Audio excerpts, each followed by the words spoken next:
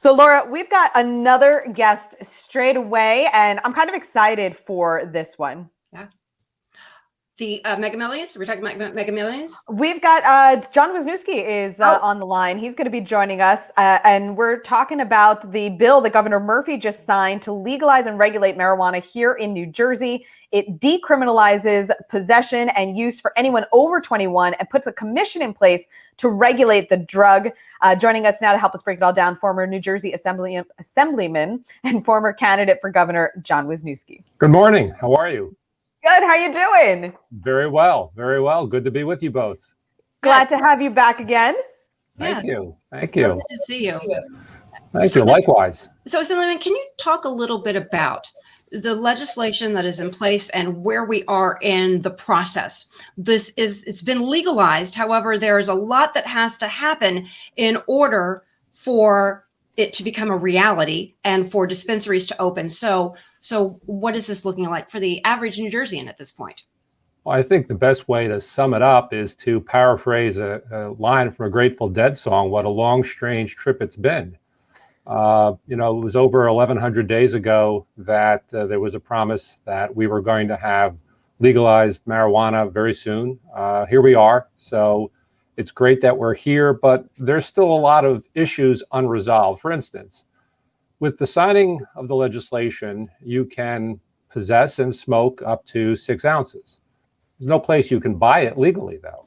And so that really is an unfulfilled issue within the legislation. And that may not happen for a year. There is a regulatory board that is not yet fully appointed. They have to meet. They have to set the regulations.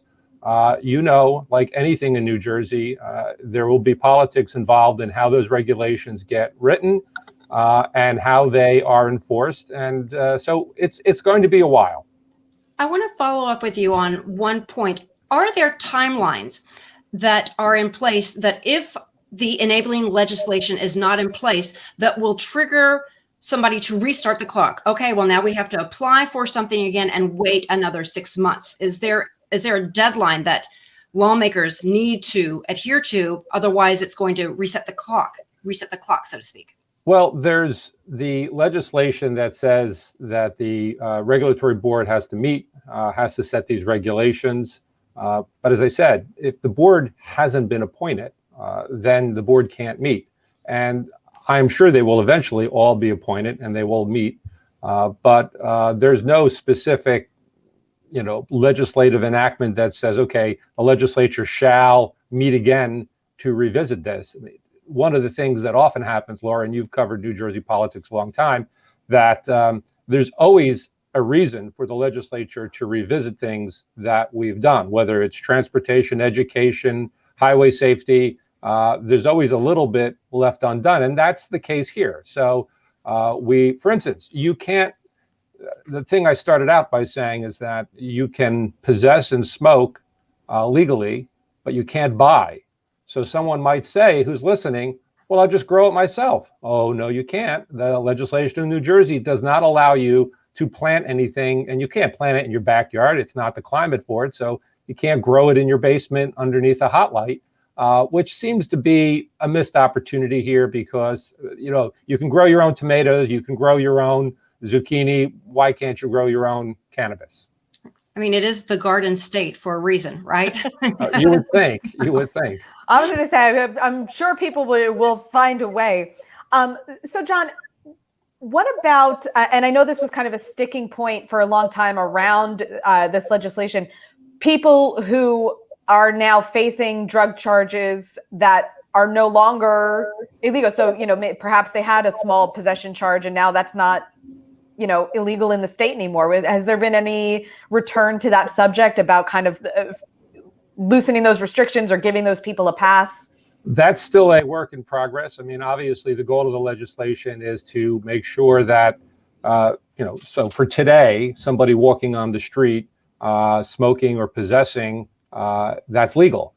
Somebody last week walking on the street, smoking and possessing, that was not legal.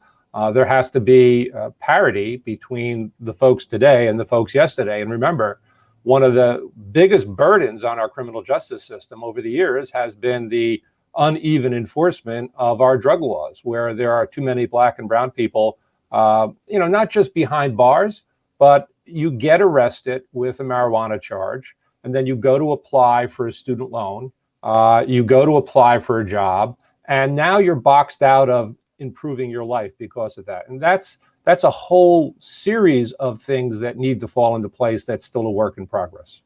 Well, in addition to decriminalizing, what about the economic impact on the state? The state has, lost a lot in tourism. Is there a factor? Is there a footprint there?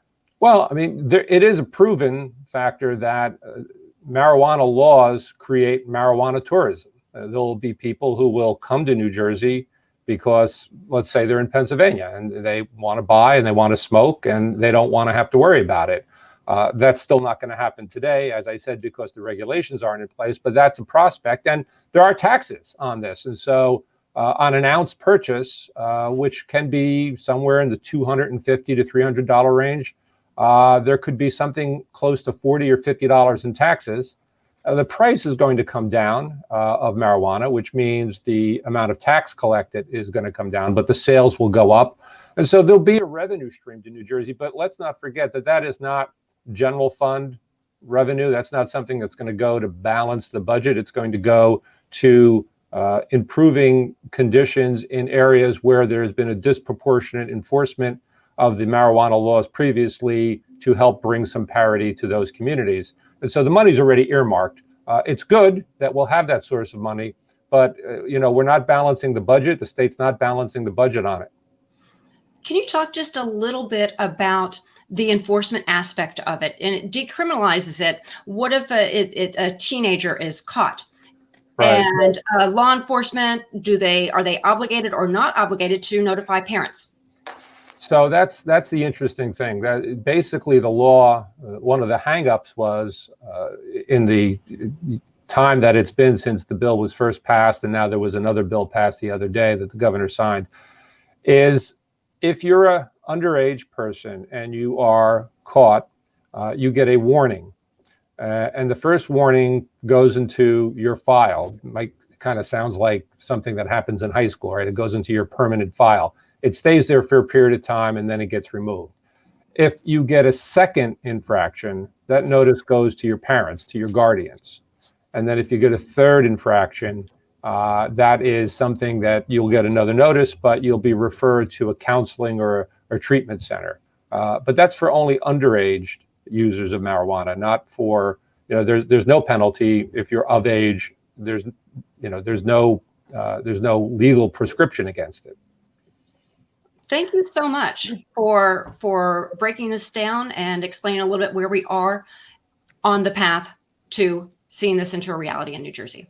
It's going to be an evolving story. There's my 22 years in the legislature tells me that in everything that gets enacted, there are always the unintended, the unanticipated issues that will require the legislature to step in and adopt some measure to fix that unintended, unanticipated consequence.